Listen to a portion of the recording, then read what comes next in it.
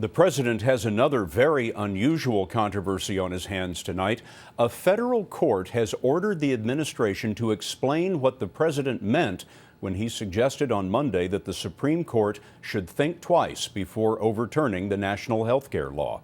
Here's Jan Crawford. Many occasions. It was a shot heard around the legal world. President Obama telling the Supreme Court it shouldn't rule the health care law unconstitutional. I'm confident that the Supreme Court will not take what would be an unprecedented, extraordinary step of overturning a law that was passed by a strong majority of a democratically elected Congress.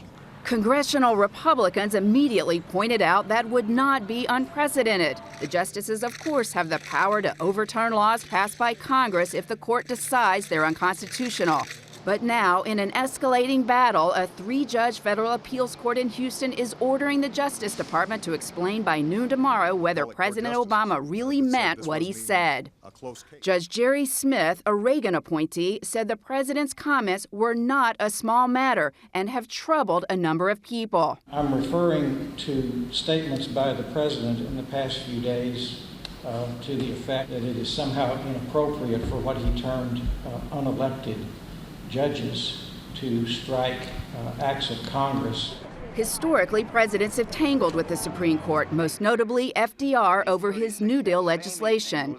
With his signature legislation on the line, the president yesterday said he recognized the court's power, but he continued to imply there was only one right answer for the justices: uphold the law. I don't anticipate the court striking this down. I think they take their responsibilities very seriously.